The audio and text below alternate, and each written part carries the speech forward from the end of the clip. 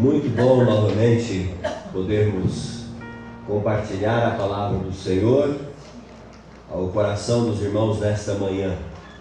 Estamos gratos a Deus, louvando o nome do nosso Senhor, por Ele nos dar a oportunidade, mais uma vez, de estar aqui com os irmãos neste momento tão importante e significativo na vida dessa igreja.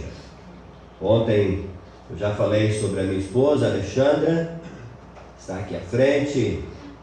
A Alexandra tem nos acompanhado no ministério, estamos juntos no ministério desde 1989, quando começamos a servir ao Senhor ali em Umas, Goiás.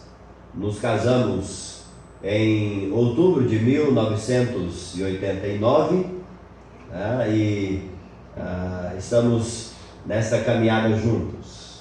Em 92, Deus nos trouxe para o Instituto Bíblico Maranata, em julho de 1992. Algumas coisas interessantes, não sei se o pastor Luciano lembra disso, né? Em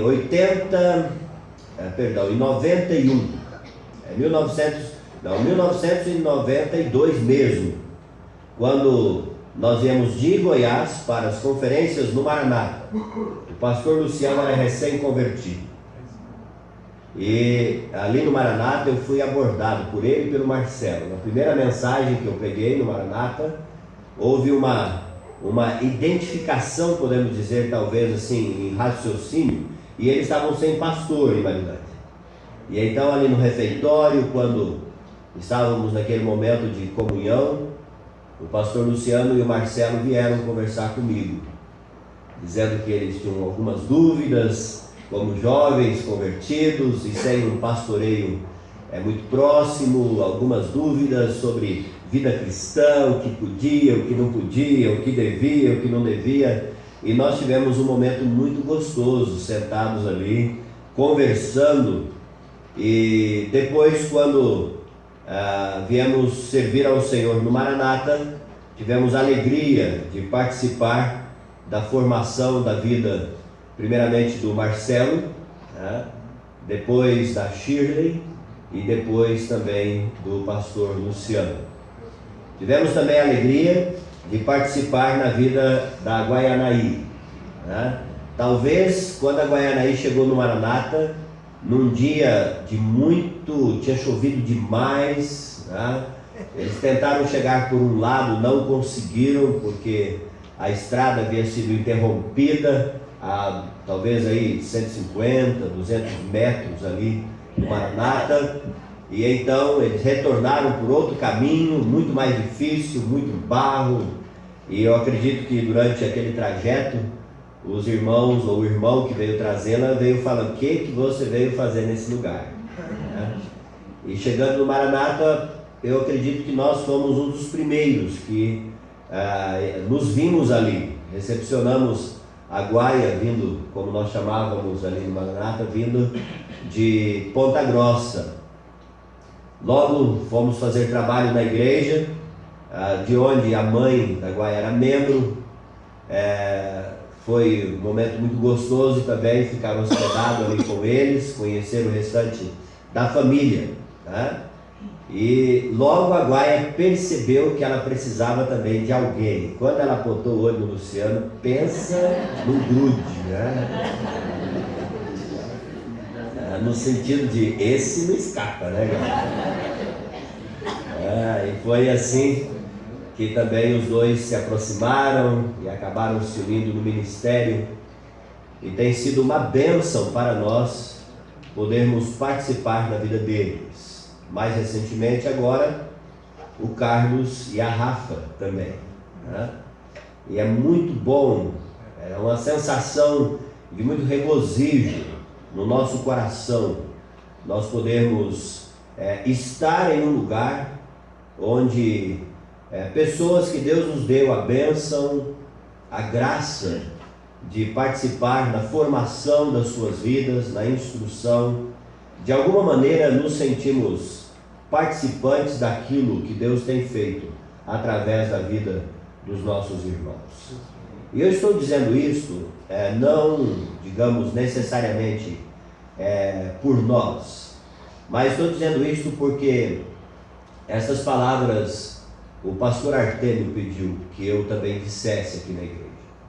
O carinho, o amor que eles têm pelos irmãos, pelo trabalho que vocês realizam aqui, a Ana também aqui trabalhando junto com os irmãos. Que Deus continue abençoando a história desta igreja e também a história do ministério dos nossos irmãos. Este ano tem sido um ano um tanto, digamos assim, decisivo em termos de ministério para Alexandra e para mim. Deus nos deu a bênção de 1996 plantarmos uma igreja em Califórnia, Igreja Evangélica de Califórnia, uma igreja nos moldes doutrinários desta igreja, talvez com algumas pequenas diferenças nas questões administrativas, mas sem nenhuma diferença em questões que são fundamentais para a nossa vida e para o ministério.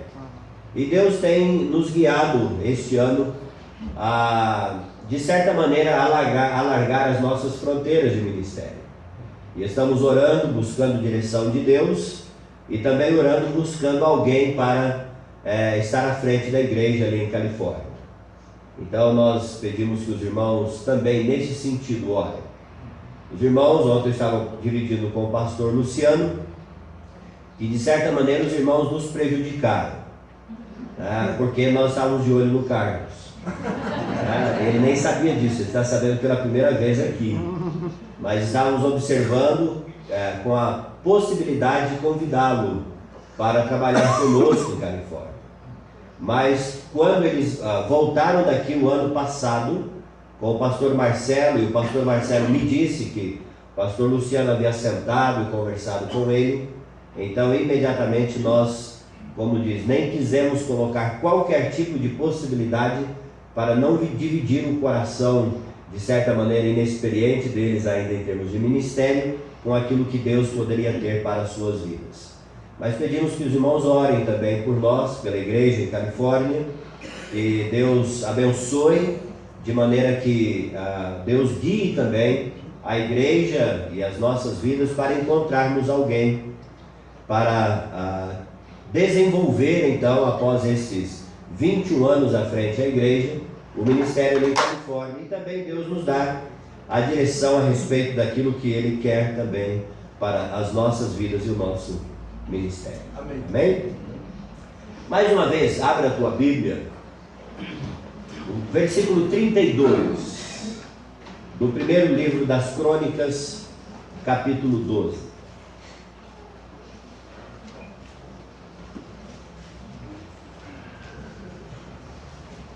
Primeiro livro das Crônicas, capítulo 12, versículo 32.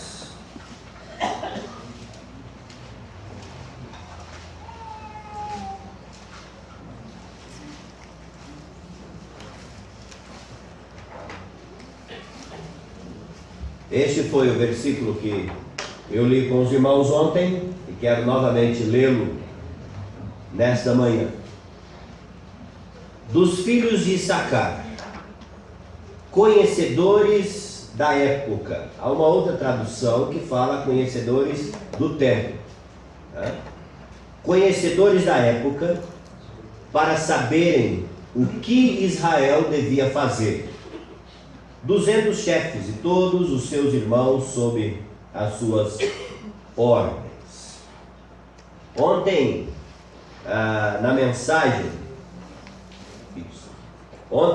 na mensagem à noite, eu procurei mostrar aos irmãos que uma igreja, ela é ao mesmo tempo histórica, mas também ela é ao mesmo tempo contemporânea. E dentro de toda a sua história, dentro de toda a sua caminhada, ela precisa conhecer o tempo em que ela está vivendo para tornar-se uma igreja relevante para o mundo. Agora eu gostaria de início já, pontuar algo aos irmãos, que nós nunca devemos buscar a relevância como se isso fosse a razão fundamental da existência de uma igreja. Eu acredito que quando a igreja perde o foco neste sentido, ela se torna completamente irrelevante. E eu acredito que este tem sido um dos grandes problemas, essa falta de entendimento. A relevância, ela é consequência, ela não é a causa da nossa ação. Irmãos, entendem isso? Eu estou dizendo porque quando falamos sobre ser contemporâneo ou ser relevante, e quando nós colocamos isso como razão da nossa existência, nós corremos o risco como igreja e como indivíduos também, como pessoas, de nos afastarmos daquilo que realmente fundamenta a nossa vida como igreja. Uma igreja como esta, igreja que está completando 60 anos, e quando o pastor Luciano falou comigo, eu disse a ele se havia algum assunto específico. Ele disse que eu teria liberdade, esse seria o tema dos irmãos, mas que eu teria liberdade, e eu procurei buscar no Senhor algo que de certa maneira harmonizasse com a ideia de uma igreja de 60 anos, que é uma igreja histórica, mas ao mesmo tempo com a realidade de uma igreja que continua na história e continuará caminhando e acompanhando a história aonde ela está inserida, para que ela então se torne relevante para o mundo em que ela está. E eu acredito que esse entendimento sobre ser relevante é muito importante também para nós compreendermos a questão da identidade local das igrejas. Eu sou e parto do pensamento e fundamento o meu ministério e a instrução também no ministério que Deus tem nos dado ali no seminário Instituto Bíblico Maranata, é que nós precisamos ter uma uniformidade bíblica doutrinária. Isso é fundamental, é indispensável. Mas também nós precisamos entender que cada igreja local, ela possui as suas características, ela possui as suas especificidades, e tão necessárias e apropriadas para que ela tenha penetração social onde ela está inserida. Dessa maneira, nós não poderíamos dizer que as igrejas elas são iguais em todos os locais. Elas têm as suas identidades, as suas características locais. Isso está muito relacionado também ao seu público-alvo. Eu vou falar um pouco sobre isso também aqui na nossa mensagem. E talvez os grandes problemas, irmãos, me desculpem falar um pouco a palavra talvez, né? É porque eu acredito que também nesse sentido existe a possibilidade de nós sermos flexíveis nessas questões. Não quero ser dogmático em afirmar questões que não estão talvez no nosso alcance, tá? De conhecimento das realidades locais de uma igreja. Mas acredito que os grandes problemas de relacionamentos entre igrejas estão relacionadas a essa falta de entendimento, que cada igreja possui a sua característica. Eu vou citar um exemplo aqui para ajudar os irmãos, e ao citar este exemplo, os irmãos que conhecem a nossa realidade ali no Paraná poderão imediatamente concordar com isso. Nós vivemos muito próximos, cidade de Marilândia, Califórnia, Rio Bom. Temos uma certa uniformidade, podemos dizer, em termos de doutrinas que cremos. Mas se, por exemplo, você for à Igreja Batista do Rio Bom e a Igreja Evangélica de Califórnia, você verá uma diferença gritante. O Carlos está rindo aqui na frente, né? São irmãos maravilhosos, preciosos, uma igreja também histórica, mais de 50 anos. Mas é uma igreja com pessoas completamente diferentes. E não apenas na igreja. A igreja que o pastor Daniel é o pastor, o meu cunhado, a Igreja Batista do Rio Bom, a gente vai lá, a gente fica assim encantado com certas coisas da igreja, que nós não temos na nossa. Na nossa igreja, os jovens querem mais estudar, então nós temos jovens lá, com um jovem já beirando os 40 anos, já formado, direito, trabalhando no fórum em Apucarana, e solteiro. Aí eu vi algumas sobrancelhas que levantaram. Mas se você vai lá no Rio Bom, você tem na igreja, quando eles vêm fazer a apresentação com as crianças, talvez aí da idade do menininho do Daniel, né? Do Daniel, assim, eles vêm para a igreja ali, dessa idade até os 4 anos, eles enchem a frente da igreja. Porque aqueles jovens que caminharam junto com os jovens da igreja, nossa igreja, que participaram dos nossos Conexões Jovens, que nós temos um trabalho chamado Conexão Jovem, já estão todos casados, com família, filhos, abençoando nesse sentido a vida da igreja, por causa das características locais da cidade. Rio Bom, dos municípios da comarca de Marilândia do Sul, é o município menor, 1.600 eleitores só, mas é o município que tem mais sitiante, pequenas propriedades. Então os jovens estão mais preocupados com o patrimônio dos pais. Eles estudam e não seguem a carreira de estudo, formam e voltam para a roça, vão cuidar do sítio. E aquilo traz uma característica para a igreja local. Portanto, dentro dessas características rurais, eles gostam de músicas relacionadas à vida rural. Não tem como comparar, e nós já tivemos alguns, digamos assim, desencontros, pela falta dessa compreensão. Por queremos padronizar uma igreja com outra igreja, quando na verdade o caminho seria cada igreja entender o lugar aonde ela tem sido colocado, o grupo com o qual Deus a tem colocado para trabalhar, e reconhecer que existem estas, digamos assim, características locais para que a igreja seja e tenha uma mensagem que diz, digamos assim, o público ouça. O público ouça.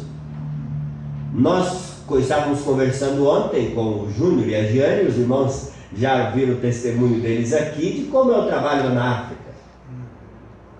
Nós temos um casal de alunos do Maranata que veio da Guiné-Bissau, o Quintino e a Laura. E quando eles foram cantar a primeira vez no Maranata, os alunos, aluno de seminário é uma droga. Desculpa.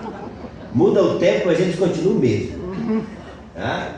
E os alunos já quiseram cair matando em cima da apresentação. Pastor, não deixa mais a Laura e o Quintino cantar não, pastor. Né? Eles têm o jeito deles de cantar. E se você for lá para a África, lá em Guiné-Bissau, e quiser cantar Deus demos glória, como nós cantamos aqui, eles vão pensar que você está falando uma língua estranha no meio deles. É diferente. É isso que eu estou, irmãos, é essa a mentalidade que eu estou querendo caminhar com os irmãos, para nós entendermos esta questão. A igreja histórica e contemporânea, para ela ser relevante, ela tem que conhecer realmente o tempo em que ela está vivendo. E é por isso que eu estou dizendo que uma das maiores necessidades que nós temos nas nossas igrejas é de cristãos como os de Sacar, que eles conheciam o tempo, eles sabiam fazer, eles eram atualizados, eles, digamos, estavam lendo as manchetes do dia Eles sabiam as reportagens do que estava acontecendo em Hebrom. Não sei se eles eram assinantes da Globo News ou qualquer outra coisa assim. Eles sabiam dos acontecimentos e eles sabiam o que devia se fazer. Esta leitura e esta relação entre você ser atualizado no sentido de conhecimento do mundo é absolutamente determinante para a tua forma de agir. Nós não podemos esquecer que nós, como igrejas, nós somos feitos, ou a igreja é feita de cristãos, de pessoas convertidas, certo? Mas que vieram do mundo. Ou alguém aqui é um ET? Talvez alguém vai dizer, pastor, sou de Varginha. Nós viemos do mundo.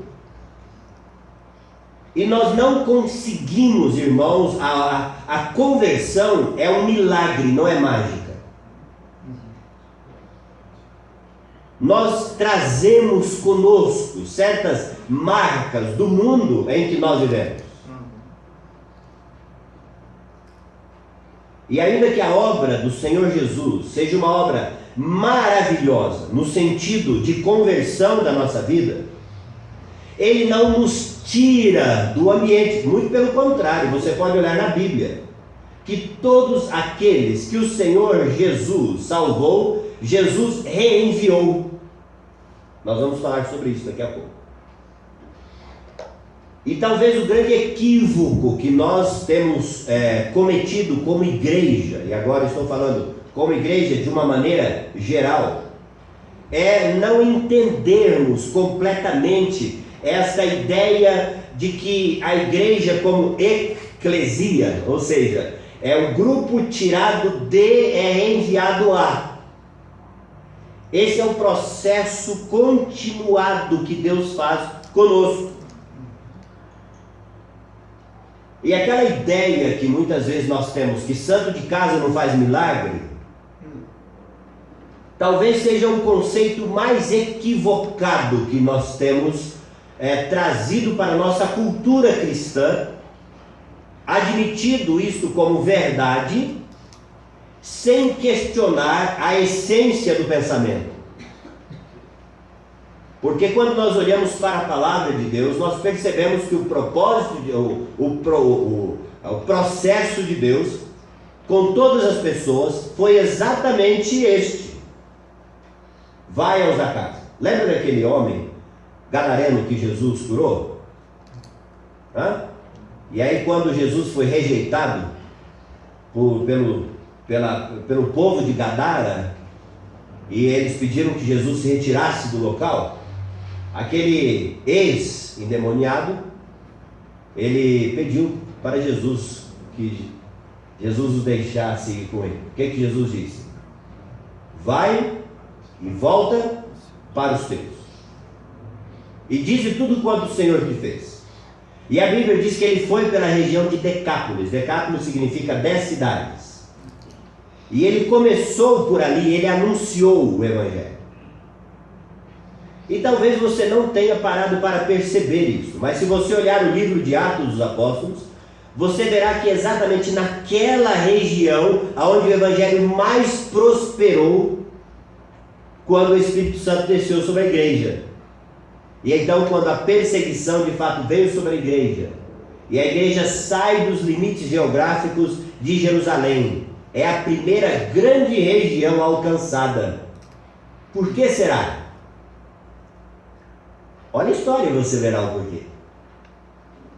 Então nós temos que entender esta questão que é absolutamente fundamental. Aqueles que são de sacar são aqueles que sabem o que deve fazer. Eles conhecem o tempo e eles sabem o que deve fazer. Não crie na tua mente aquela ideia de que a responsabilidade nesse tempo é da igreja, porque a igreja é você. Você faz parte da igreja. E mais ainda, você faz a igreja. Não é o pastor. Ainda que haja uma parcela grande de responsabilidade. Mas a igreja é o que você é. Grave isso. Às vezes nós falamos que a igreja não tem comunhão, mas nós não somos protagonistas nisso. A igreja poderia ser melhor em projetos missionários, mas nós não fazemos o exercício de fé na contribuição, como o irmão aqui na frente nos desafiou nesse sentido. Nós assumimos uma postura como se fôssemos um membro amputado, que olha então para o corpo criticando por o corpo não ter aquilo que ele mesmo não está produzindo para fazer. E para mim um dos textos maravilhosos nesse sentido é Efésios capítulo 4, versículo 15 ao versículo 16. Após falar sobre os homens dons que Cristo concedeu à igreja, com vistas ao aperfeiçoamento dos santos, ao equipamento para a edificação e para o desempenho do seu serviço, o apóstolo Paulo nos diz: mas seguindo a verdade em amor, cresçamos em tudo naquele que é o cabeça, Cristo, de quem todo o corpo, bem ajustado, consolidado, pelo auxílio de toda a junta, segundo a cooperação de cada parte. Observe essa expressão: toda a junta, cada parte, efetua o seu próprio aumento para a edificação de si mesmo em amor. Então, quem é que efetua o aumento e a edificação? É o pastor? Quem é que efetua, segundo esse texto, a edificação e o crescimento da igreja? É a própria igreja. É cada junta cooperando e fazendo a sua própria parte.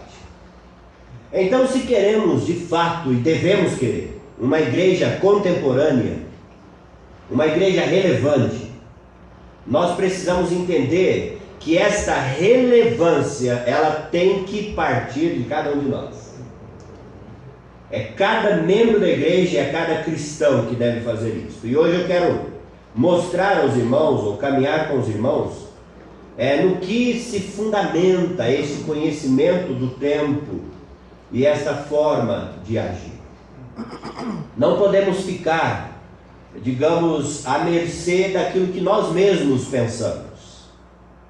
Se cada um de nós pensar em termos de relevância, segundo os seus pressupostos, então nós estamos caminhando em um terreno bastante escorregadio e perigoso. Nós precisamos entender que este saber como agir é um desafio antigo, mas também é um desafio atual, como igreja. E eu quero hoje começar mostrando alguns exemplos para os irmãos através da história da própria igreja. Nada melhor para aprender como igreja do que com a própria igreja. Então volte a sua Bíblia para o livro de Atos dos Apóstolos. E vamos ver como a igreja, ela agiu na sua história para entender a sua relevância diante do seu tempo, diante da sua época. Como agir? Quero que os irmãos pensem hoje, nessa nossa escola bíblica dominical transformada em culto, que os irmãos pensem que nós estamos aprendendo como conciliar esses dois elementos. Como fazemos uma leitura do tempo e sabemos como agir. Esse sempre foi o desafio da igreja. Então, capítulo 6, nós temos talvez o primeiro grande desafio enfrentado pela igreja. Capítulo 6, versículo 1. Diz assim: olha, naqueles dias, multiplicando-se o número dos discípulos, houve murmuração dos helenistas contra os hebreus. Por quê? Porque as viúvas deles estavam sendo esquecidas na distribuição diária. Eu digo que esse foi a primeira grande questão enfrentada pela igreja no entendimento da sua contemporaneidade, foi a questão das viúvas dos helenistas. Quem eram os helenistas? O primeiro grupo que mesclou, podemos dizer assim, a igreja.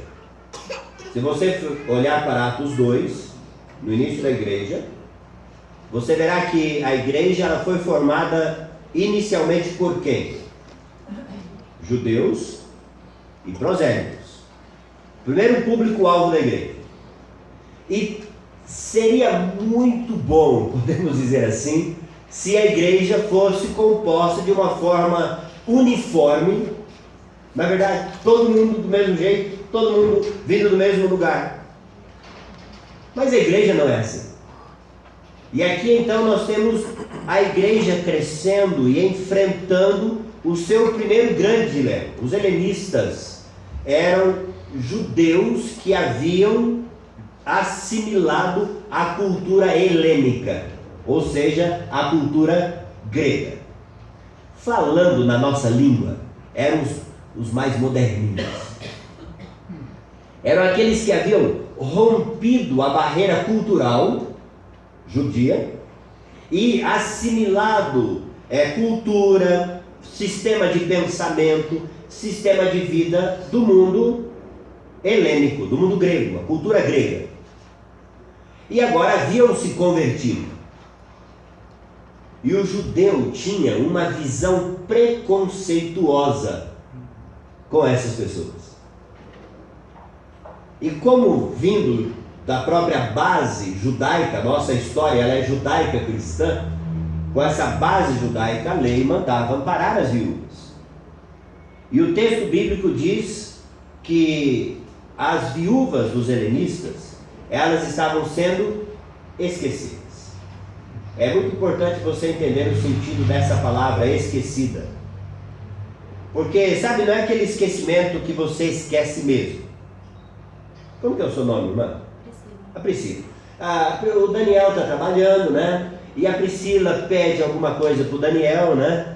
E aí o Daniel está lá na sua lista de prioridades, ele tem o que a Priscila pediu. Mas dentro da sua lista de prioridades, o que a Priscila pediu não está na escala. Né? E como o Daniel faz aquilo que dentro da sua ordem de prioridade vem primeiro, chega o tempo de voltar para casa e ele, o que eu vou falar com a Priscila? Vocês sabem que enfrentar dona encrenca em casa não é fácil, né? Já dizia Vanderlei Luxemburgo. Né? E aí então o Daniel chega em casa e fala para a Priscila: Priscila, eu esqueci. Quem nunca fez isso que atire a primeira pedra? Né? Eu esqueci. Não foi que ele esqueceu. É que para ele aquilo não foi importante. Está entendendo? É isso que havia acontecido aqui. Para aquela igreja não era importante socorrer as viúvas dos helenistas antes da deles. Mais ou menos aquele pensamento que Jesus expôs para aquela mulher cirofenícia, quando ela veio pedir que Jesus curasse a sua filha, e Jesus disse que não era lógico, não era correto pegar o pão dos filhos e jogar para os cachorros. Jesus não estava sendo discriminado, ele estava simplesmente usando o provérbio natural da terra. Mas como aquela mulher já estava vacinada, acostumada àquela situação, ela disse: mas também os cachorrinhos comem das migalhas que caem da mesa do seu Senhor. Foi o primeiro grande problema que a igreja enfrentou. Como resolver essa questão? Talvez hoje nós olhemos para o passado e não entendamos a importância que foi isso para a igreja, mas foi tão importante, que estava afetando o ministério dos apóstolos, deixando de fazer aquilo que era prioritário. E esta questão levou ao surgimento de um grupo de irmãos abençoados na igreja, chamado dos diáconos, mas que Jesus lá no passado já nos alertou: no mundo tereis diáconos. Mas vem de bom ânimo, eu venho subir. É brincadeira, viu? Mas o surgimento desse grupo de diáconos, ou desses irmãos preciosos do seio da igreja, já estou sendo censurado pelo lugar da minha esposa, né? Lá em Califórnia tem uma tática, não sei se o Luciano tem aqui. Quando eu vou falar alguma coisa que eu sei que vai cutucar minha esposa, eu prego para uma ala da igreja, né? Então, estou te dando essa dica, viu, Luciano? O tempo te ensina nesse sentido, né? Aí depois você dá uma olhadinha para os irmãos do fundo e aí você vem chegando até onde ela está. Isso alivia a questão. Vai aprendendo, Carlos. Vai aprendendo, viu, irmão? Muito bem. Então talvez nós não achemos que isso seja importante, mas lá é. Eu estou querendo mostrar aos irmãos como a igreja, na sua história, ela vem enfrentando situações assim. Outro exemplo, que talvez seja bem do conhecimento dos irmãos. Atos capítulo 10 e capítulo 11. A igreja está expandindo.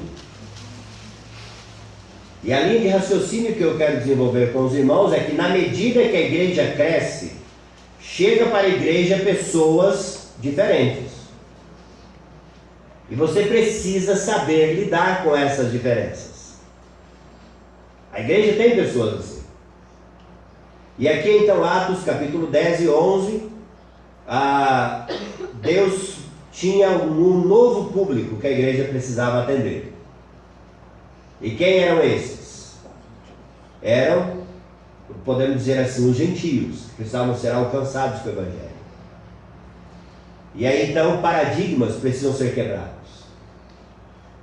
E esses paradigmas precisam ser quebrados primeiramente na mentalidade de quem? Líderes. Gravem isso. A igreja é muito mais fácil de quebrar um paradigma do que líderes. Porque de certa forma isso mexe com o nosso status quo. E aí então Deus diz para Pedro, Deus manda aquele êxtase, aquela visão, né? Um cesto, animais de todo tipo ali, né? Conhecem o texto, irmãos? Né? E aí Deus diz para Pedro, Pedro levanta, mata e come. Senhor, de forma nenhuma. Eu nunca tocarei coisa imunda. Pedro, não torne imundo aquilo que o Senhor santificou. 3 vezes a Bíblia diz que aconteceu isso. E na terceira vez bateram a porta. E quando bateram a porta e Pedro foi atender, imediatamente Pedro entendeu. Ele foi para a cidade de Cornélio. E se vocês olharem no texto, uma das primeiras coisas que Pedro diz para eles ali em Cornélio é que eles sabiam que para o judeu não era lícito entrar em casa de gentio. Aí Pedro narra o que aconteceu, certo? Pedro leva o Evangelho. A graça de Deus se manifesta naquele ambiente. A conversão de toda a família de Cornélio. O Espírito desce sobre a casa de Cornélio, e a segunda grande descida do Espírito Santo, provando para o judeu, porque o judeu busca sinal, de que não havia nenhuma diferença entre a ação do Espírito Santo no judeu, Atos capítulo 2, e no gentio, Atos capítulo 10. Mas se você olhar o capítulo 11, observem que versículo 1 e versículo 2, a notícia chega. Isso é interessante, né? Aquele tempo não tinha tecnologia, mas a notícia continua chegando antes da gente, né? A notícia chega aos irmãos que estavam na Judéia, que os gentios tinham recebido a palavra, e aí eles ficaram pensando, quem é que fez isso? Falaram, foi o Pedrão. E o versículo 2 diz, quando Pedro subiu a Jerusalém, os que eram da circuncisão o arguiram. E essa palavra arguir, aqui na língua, traz a ideia de uma censura dura e face a face. É mais ou menos a ideia que Gálatas, Paulo diz que quando ele estava em Antioquia, ele resistiu a Pedro face a face. E eles disseram para Pedro: entrasse em casa de homens incircuncisos e comeste com eles. E então Pedro faz uma exposição grandiosa, e chega no versículo 18, eles disseram o seguinte, olha, versículo 17: pois se Deus lhes concedeu o mesmo dom que a nós nos outorgou quando cremos no Senhor Jesus, quem era eu para que pudesse resistir a Deus? E aí então, quando eles ouviram que o Espírito Santo desceu sobre eles, da mesma maneira, os sinais se deram ali da mesma maneira que Atos capítulo 2, então eles glorificaram a Deus dizendo: logo, também aos gentios foi por Deus concedido arrependimento para a vida. E aí você fala: glória a Deus, certo? Errado. Porque a palavra logo, também aos gentios, essa expressão também aos gentios é uma expressão altamente pejorativa. É por isso que é gostoso você buscar o sentido do texto no seu original. Eu lembro, deixa eu citar um exemplo aos irmãos. Irmãos, eu não perguntei até que horas que eu vou aqui, porque eu me empolgo, viu, gente? Os irmãos já perceberam isso, né? Então deixa eu citar um exemplo. Nós tivemos umas conferências no Maranata há muitos anos atrás. Foi logo que tinha se lançado aquela música Eu Sei Que Foi Pago o Alto Preço. Conhece aquela música, né? E eu estava dirigindo o louvor ali, e eu estava falando que como aquela música é maravilhosa, que ela nos une, pessoas dos lugares mais diferentes, no mesmo corpo, como Jesus contemplou isso. E aí eu disse: olha, aqui nós temos irmãos armênios que estavam lá, os irmãos armênios. Nós temos aqui irmãos árabes, muçulmanos, ex-muçulmanos, que é o caso do pastor Omar, que estava recente convertido. Nós temos índios, nós temos vários lá. Quando eu falei armênio e falei árabe, eles se olharam. Tá? Quando terminou o culto, eles se procuraram. Rapidinho os armênios vieram ali e falaram para o pastor Omar: que bênção que até aos árabes o evangelho chegou. Você entendeu? Não, talvez você não entenda. É que os armênios foram os primeiros povos, ou foi o primeiro povo a sofrer um quase genocídio pelos árabes. Quando os árabes turcos invadiram a Armênia, o propósito deles era varrer a Armênia da história. Porque também a Armênia é o primeiro país do mundo a aceitar o Evangelho como a religião oficial do país. E os turcos eram muçulmanos, eles odiavam isso. Os armênios sofreram atrocidades nas mãos dos árabes turcos. Conversa com o armênio e você verá essa realidade. Então esse até que eles disseram era pejorativo. E é exatamente isso que esse grupo de irmãos está dizendo aqui. A igreja sempre enfrentou isso, mas o que acontece? Ok, irmãos, vocês se converteram, beleza, mas agora vocês vão ler na nossa cartilha. Vocês são muito bem-vindos no nosso meio, mas vocês não são muito bem-vindos. Fiz besteira aqui de novo? Aqui. Vocês são muito bem-vindos, mas vão fazer as coisas conforme nós fazemos. Surge o terceiro dilema. Atos capítulo 15. Paulo sai pregando o evangelho. E onde Paulo ia pregando o evangelho, o que acontecia? Lá iam os judeus convertidos atrás deles e dizendo: beleza, vocês creram em Cristo, isso é uma bênção, graças a Deus que o evangelho chegou até vocês, mas vocês precisam guardar a lei como nós guardamos. Vocês precisam adotar uma ética que é exatamente a nossa. Aquilo criou um problema sério, porque além da questão ser colocada dessa maneira, também era colocado como relevante para a salvação. É como se dissessem: vocês não são totalmente salvos se não guardarem a lei. E aquilo deu um pega para capar na igreja que não foi brincadeira. Atos capítulo 15, o primeiro grande concílio da igreja reunida, para resolver aquela questão. Por quê? Porque se existe o evangelho chegando até os gentios, agora precisa existir uma igreja com as identidades de um gentio. E se nós olharmos a história da igreja, isto nós perceberemos que sempre foi e sempre será o grande desafio dos missiólogos. A contextualização. O entendimento que onde o evangelho chegou, ele tem que chegar com verdades que são fundamentais e essenciais, mas que também precisa respeitar as características locais. E infelizmente, muitos missiólogos do passado não tiveram esse entendimento. Junto com o evangelho chegava a cultura. Eu lembro uma época, eu sou filho de missionários, meus pais trabalharam entre os índios. Eu lembro uma época que um grupo de missionários americanos foram lá entre os índios e levaram alguns artigos que são usuais na cultura deles e na nossa também. E aí então, quando foi na escola dominical do domingo, foi uma beleza. Os índios chegaram tudo na igreja, alguns sem camisa e de gravata. Alguns com a gravata amarrada na cabeça, virada aqui para o lado. Por quê? Porque aquilo era um artifício, um artigo totalmente fora da cultura deles.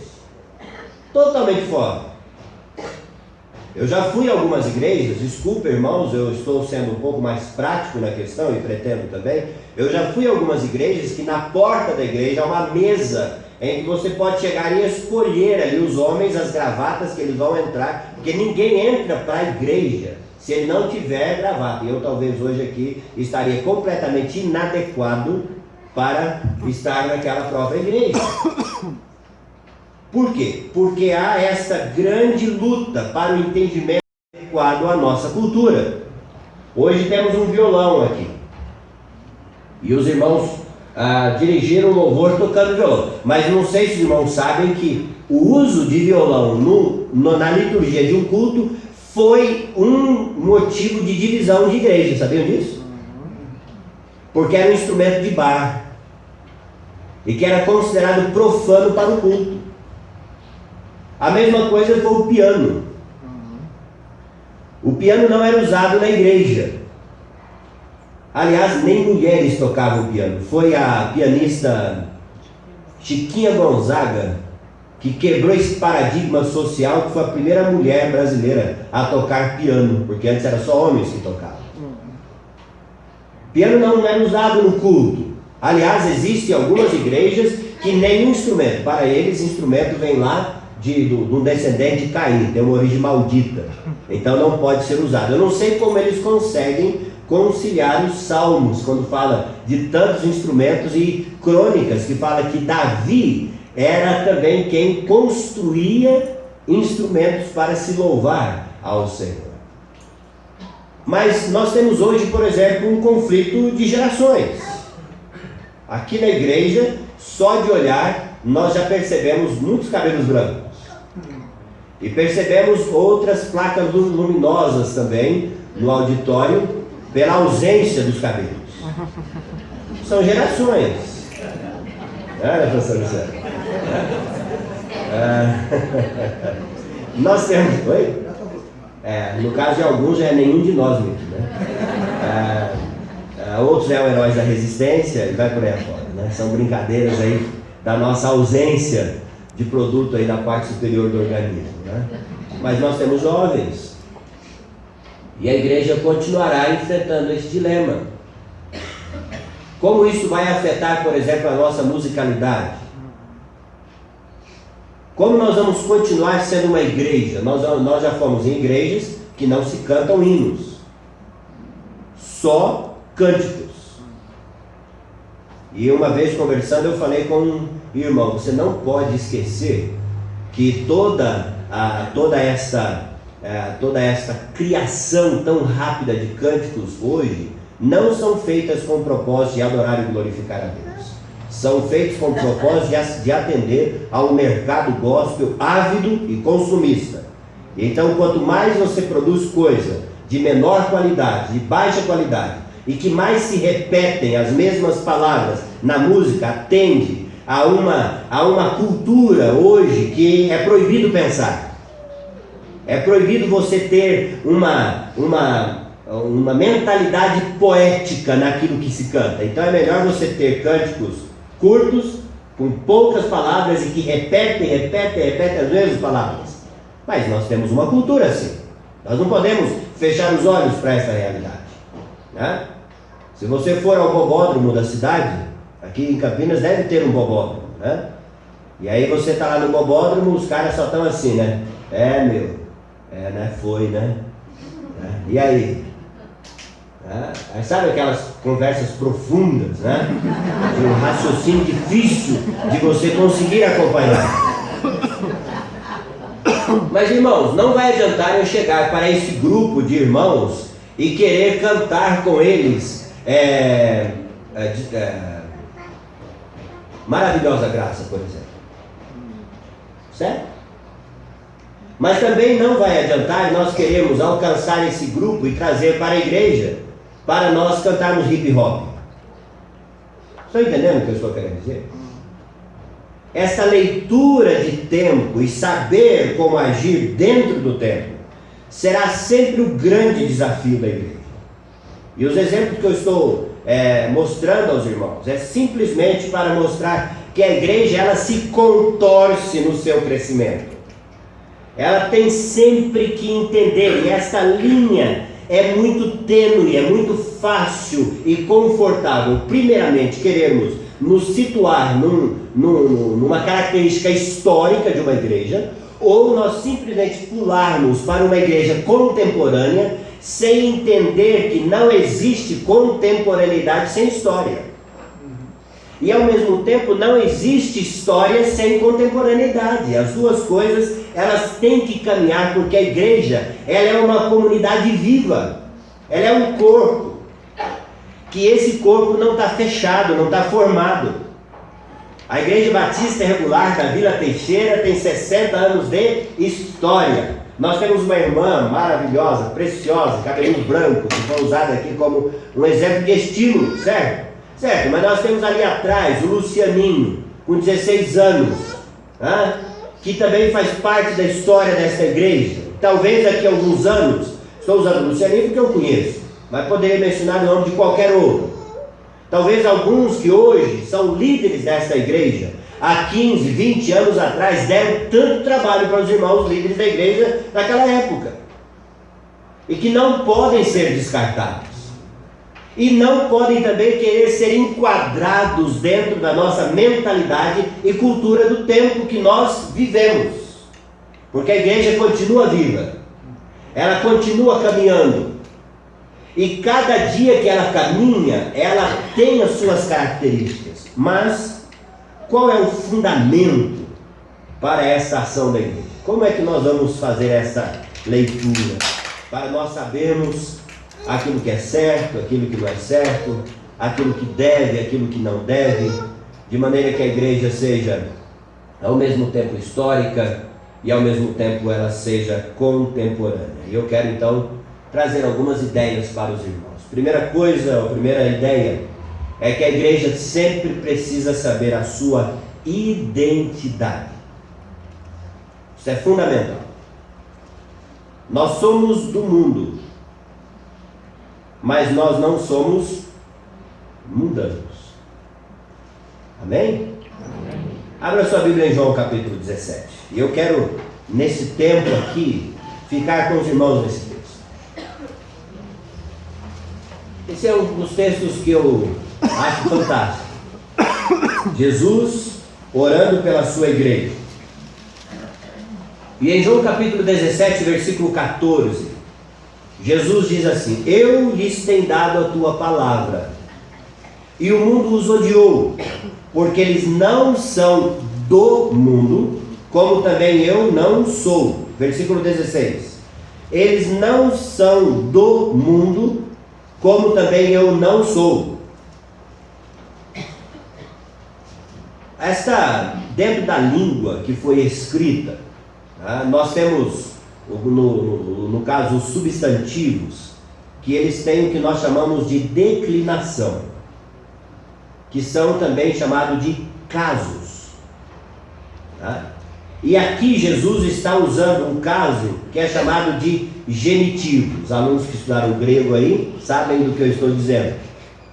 E genitivo traz a ideia de origem e traz ao mesmo tempo ideia de posse. Essas duas ideias, elas estão querendo dizer. Quando Jesus diz, eles não são do mundo, Jesus ao mesmo tempo está dizendo que a origem da igreja não é no mundo. E talvez você esteja pensando, mas pastor, nós viemos de lá. Daqui a pouco eu vou falar sobre isso.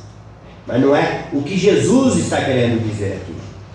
O que Jesus está querendo dizer é que nós possuímos uma identidade, e esta identidade procede do céu. A igreja é um produto celestial na terra, certo? Não existiria igreja se isto não tivesse nascido no coração de Deus.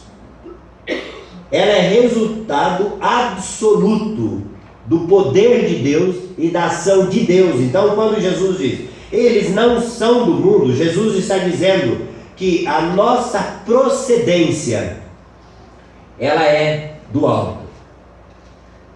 Ela nasceu no coração de Deus, portanto, a identidade da igreja, ainda que ela tenha vindo de pessoas que vieram do mundo, o que Jesus está querendo dizer aqui é que a igreja pertence ao Senhor.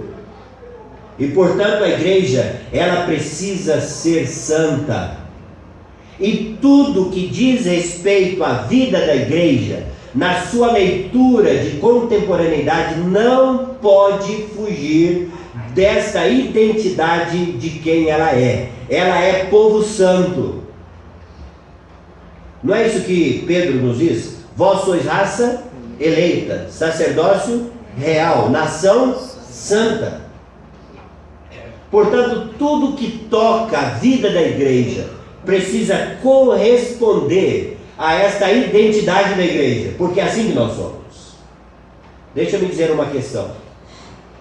Talvez nós não percebamos isso no sentido prático, como isso afeta as nossas atitudes. Nós vivemos num contexto onde a identidade do indivíduo não está relacionado à sua origem, mas está relacionado à sua opção. Os irmãos entendem o que eu estou dizendo?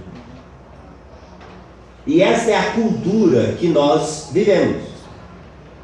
E muitas vezes nós não percebemos como nós rejeitamos estes contextos culturais quando dizem respeito à nossa sexualidade, mas nós aceitamos estes conceitos quando diz respeito a algo que nos convém. Como igreja, a nossa identidade não está relacionada àquilo que nós optamos ser ou não ser. A nossa identidade como igreja está relacionada à sua origem. Ela procede de Deus, ela é de Deus, ela pertence ao Senhor. E não obstante onde ela esteja, não obstante qual é o lugar aonde a igreja esteja inserida, seja que ela esteja em um centro empresarial atendendo a um público, entenda essa expressão, atendendo a um público, seja se ela esteja lá numa tribo atendendo aos índios, se ela esteja em uma comunidade atendendo aos membros daquela comunidade, onde ela estiver, ela é a igreja de Deus. E ela tem que corresponder na prática pela santidade. Ela sempre será o grande antídoto da igreja às perversões do lugar onde ela está. Porque nós estamos inseridos no mundo. E estando inseridos no mundo, nós vivemos em um contexto assim. Os irmãos trabalham, os irmãos se relacionam, os irmãos estão convivendo com pessoas das mais diferentes características. E talvez estão convivendo com pessoas com todas as marcas das suas mazelas. É ali que vocês estão. Mas é ali que, como igreja, você tem que mostrar quem realmente você é. Qual é a tua identidade. Isso é determinante para você saber como agir. Mas também você precisa entender qual é a sua missão. Se você ler alguns livros e alguns tratados de irmãos que são chamados da fé reformada, e principalmente os escritos de John Piper, você verá que Piper coloca que a grande missão da igreja, ou a razão fundamental da existência da igreja, é a glorificação do nome de Deus, certo? Mas é a glorificação do nome de Deus fazendo o quê? Esse é o ponto. E a melhor forma de nós aprendermos é com o próprio Senhor Jesus. Volte para o capítulo 17 de João. Olha o versículo 4. Eu te glorifiquei na terra. Ponto. Certo? Não. O que Jesus disse? Consumando a obra que me confiaste para fazer. De que maneira Jesus glorificou o nome do Pai na terra? Fazendo a sua missão. Realizando a obra que o Pai deu para que ele realizasse. Continue o texto. E agora glorifica-me ao Pai contigo mesmo, com a glória que eu tive junto de ti, antes que houvesse mundo. Eu manifestei o teu nome aos homens que me deste do mundo. Eram teus, tu nos confiaste, e eles têm guardado a tua palavra. Agora eles reconhecem que todas as coisas que me tens dado provém de ti, porque eu lhes tenho transmitido as palavras que me deste. Eles receberam e verdadeiramente conheceram que saí de ti e creram que tu me enviaste. Pense nesse texto e adeque esse texto à tua realidade. Pense nesse texto como uma oração que você poderia estar fazendo no final da sua vida, como Jesus está fazendo no final da sua vida terrena, no seu período de ministério aqui. Qual é a tua missão? Qual é a nossa missão como igreja? O que é que nós somos para este mundo? E aqui no caso, também mundo é a palavra cosmos, é um substantivo, mas que neste caso, ele está num caso no grego chamado de acusativo. Ou seja, qual é, e o acusativo traz a ideia, qual é a função? Então quando Jesus diz que eles estão no mundo, Jesus está falando qual é a função. Eles estão no mundo para quê? Nós no mundo somos o instrumento através do qual o nome de Deus é conhecido. Quando Paulo fala em 1 Coríntios, capítulo 1, versículo 2, Paulo diz, a igreja de Deus que está em Corinto. Paulo não está falando de situação geográfica. Ele não está fazendo essa citação. É como se ele dissesse, a igreja de Deus que está em Vila Teixeira. Mas a ideia de Paulo é, para que a igreja está ali onde ela está? Qual é o propósito de Deus em colocar você aonde você está colocado? Qual é o propósito de Deus ao criar as situações da tua vida? Tivemos um preletor no nosso encontro de maranatenses ali no Maranata, né, obviamente, no mês de abril.